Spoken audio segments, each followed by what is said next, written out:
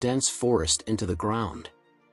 This was quite surprising because where they were standing was an old dead volcano, which was completely covered by trees, plants, and grass. To see inside the pipe, it was decided to send a night vision camera. When the camera went inside, after going about 30 meters down, a very large tunnel was captured. This was on March 7, 2018, and the excavation team was going to see something unusual 30 meters below the ground near Luban. When the camera was turned inside this tunnel, they saw a pipe there. They were just wondering what this pipe was for, and a mine cart stood far away and pointed at them. When local authorities were asked to search for the pipe, they were told that it was a mine cart. Tunnel's map. It turned out that this tunnel was built around 80 years ago during World War II. And for the past few years, local authorities have been looking for this tunnel. The entrance of this tunnel was closed with heavy stones. Years of soil and grass had also erased the marks of its entrance. But from inside, this tunnel was somehow matching the map-looking tunnel. Looking at the railing and minecart inside, it seems that it was used to store goods during World War II. Most of the iron goods in the tunnel had been looted. From here, tools such as shovels, drill bits, and forks were found in the same condition as they were kept by Nazi soldiers 80 years ago.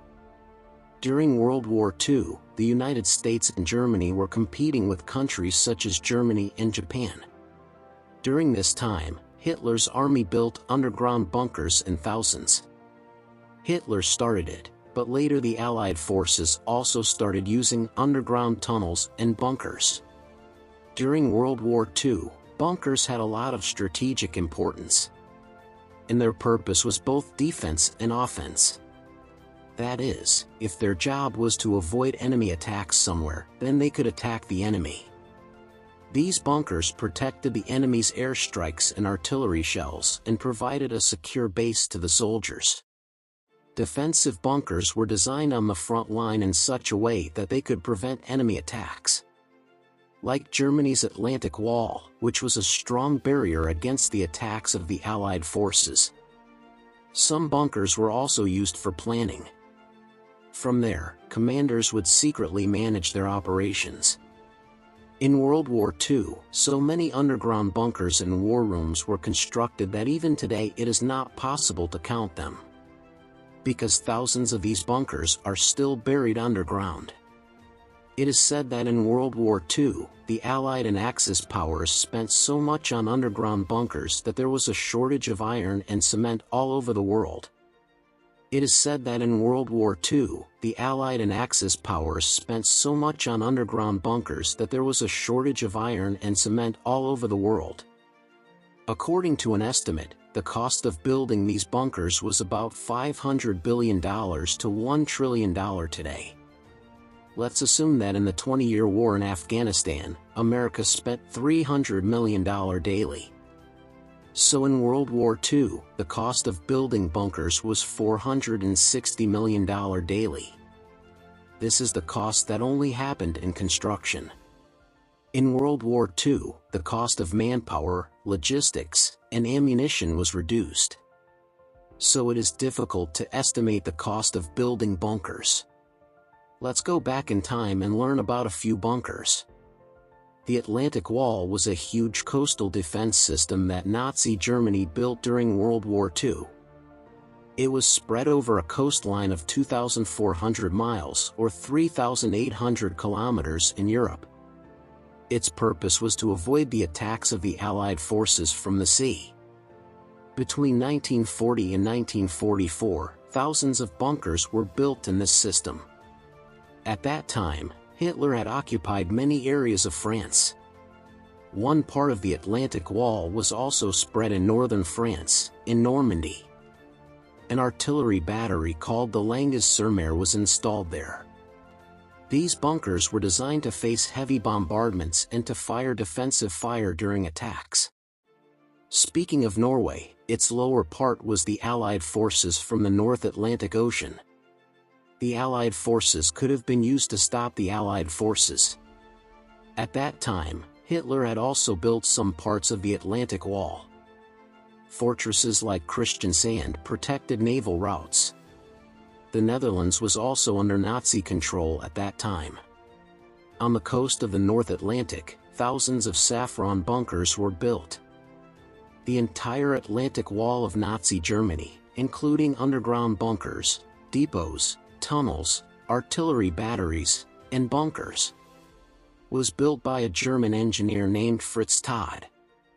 260,000 workers, most of whom were prisoners, were forced to build all these structures within 2 to 4 years.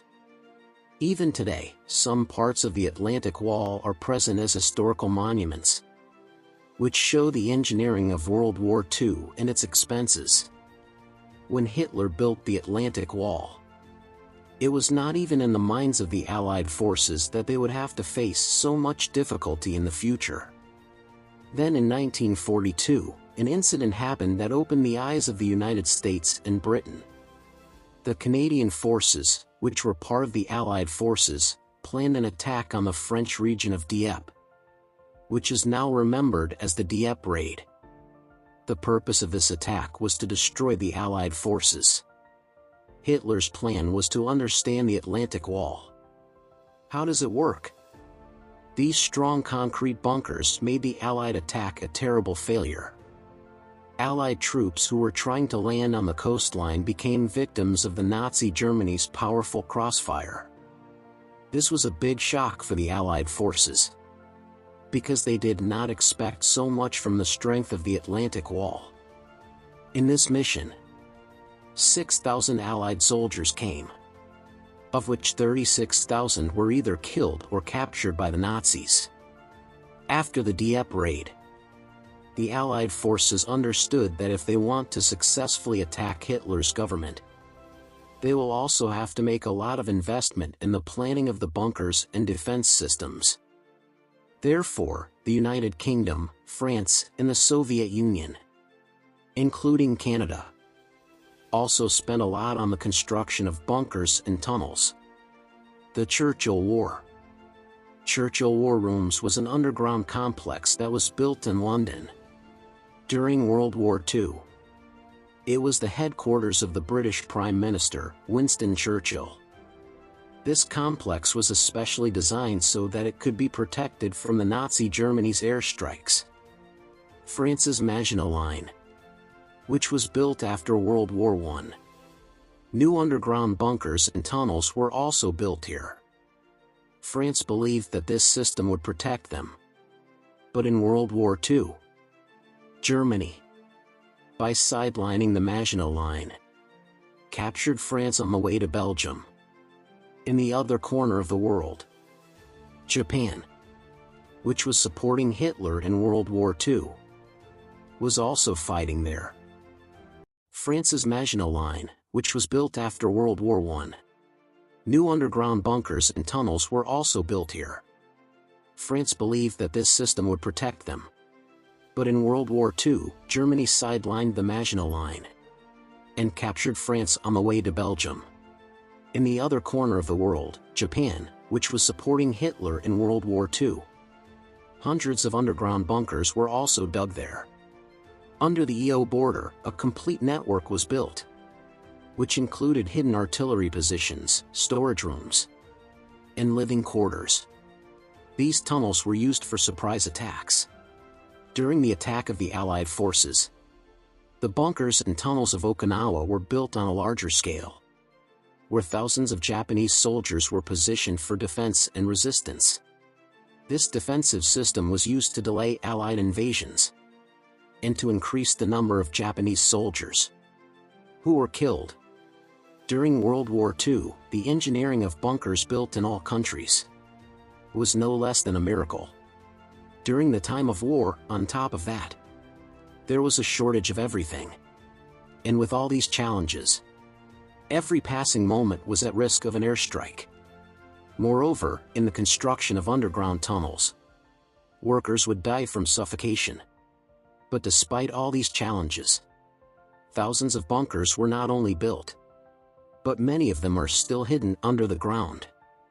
especially those that were built in the Axis power countries.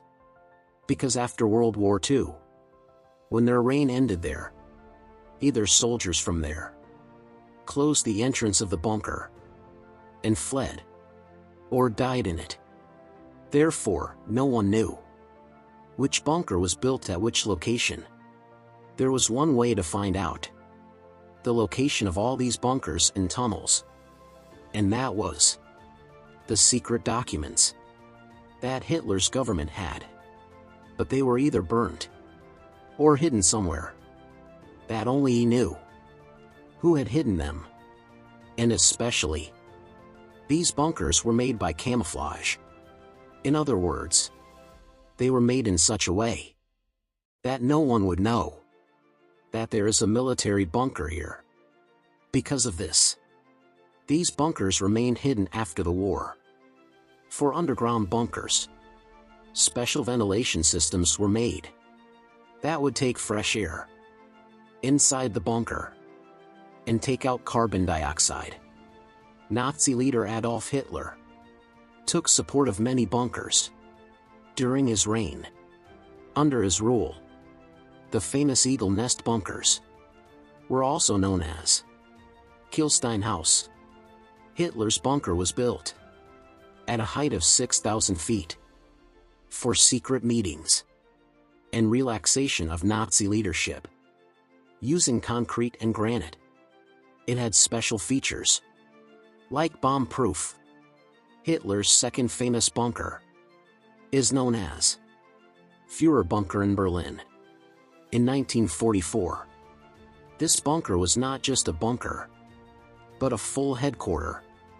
The bunker was designed to be protected from Allied bombings and artillery.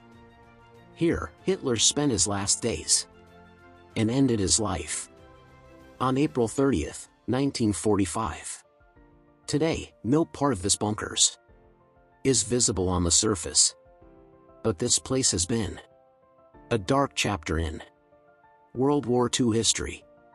Now let's talk about Hitler's bunker, where he spent his life. Hitler's bunker is the largest bunker in Germany.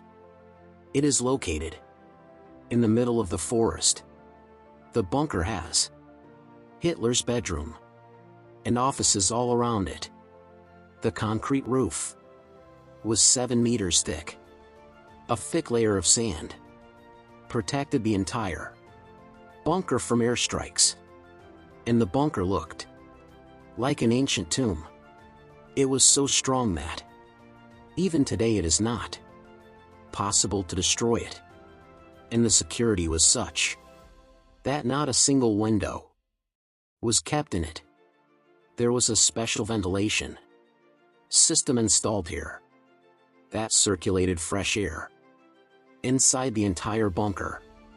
But despite such security, this bunker was made of the same trees and plants that were present in the surrounding jungle. Because of this, when a plane passes from above, it is not even a little doubtful that Hitler's headquarters is located down here. Allied powers have planned for years to destroy the strong defensive bunkers and the Atlantic Wall of Nazi Germany. For this purpose, more than 156,000 troops, 5,000 ships and 11,000 aircraft were used. This was June 6, 1944, which is remembered as D-Day. This day, Germany faced Allied forces from the bunkers and artillery of the Atlantic Wall. But their planning and resources were not as effective. Allied airstrikes and paratroopers fought were not as effective. In the beginning, the Allied forces faced a lot of losses, but in the end, they succeeded in breaking the control of Nazi Germany on Europe.